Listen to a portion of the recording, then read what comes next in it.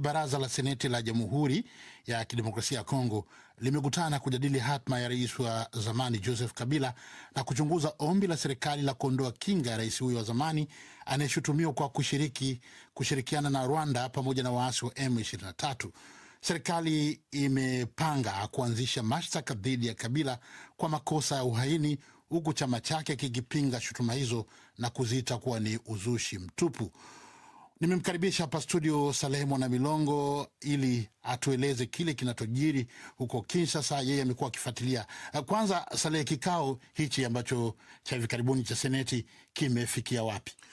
Asante sana Sudi. Kikao cha jana kwenye baraza la Seneti kimefikia na kimeafiki kuundwa kwa kamati maalum ya kutathmini ombi la mwendesha mashtaka mkuu wa kijeshi kutaka kinga ya rais Kabila wa zamani iondolewe, na kamati hiyo imepewa siku 3 kutoa mapendekezo yake ambayo yatajadiliwa kwenye kikao maalum cha Seneti, ambao watapiga kura ikiwa Kabila aondolewe kinga yake au hapana. Kwa hiyo ndio hatua iliyochukuliwa hivi sasa, lakini tume hiyo pia itapewa jukumu la kumsikiliza Kabila mwenyewe ili aweze kujitetea, lakini kwa bahati mbaya Kabila hayuko Kongo kwa zaidi ya mwaka mmoja.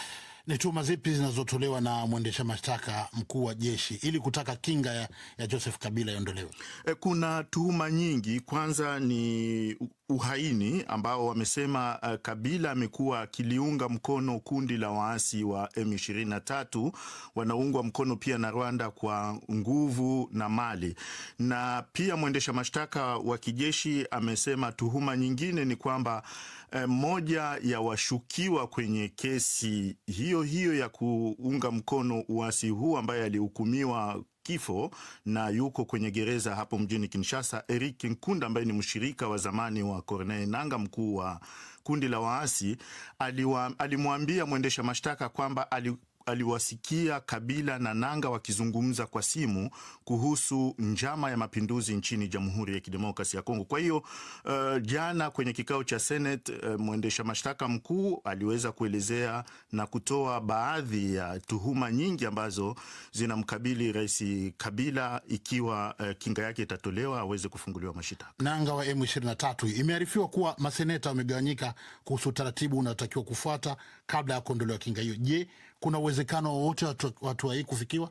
Bila shaka kikao cha jana kilionekana kuwa na joto kali pamoja na mvutano mkali kwenye kikao hicho, lakini baraza hilo lina wingi wa maseneta ni kutoka chama cha Rais Tshisekedi na hata kwenye baraza la bunge. Kwa hiyo uwezekano ni mkubwa kwamba ikiwa watapiga kura basi Senate inaweza kuondoa kinga kwa rais huyo wa zamani. Jibu fupi tu kwamba marais wa Rwanda na Kongo wameonyesha kuridhishwa na maendeleo ya mazungumzo yanayoendelea.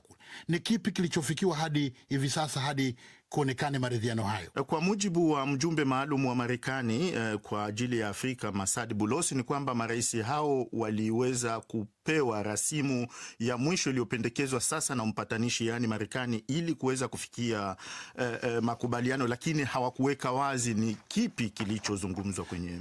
Shukran sana Salehe Mwanamilongo.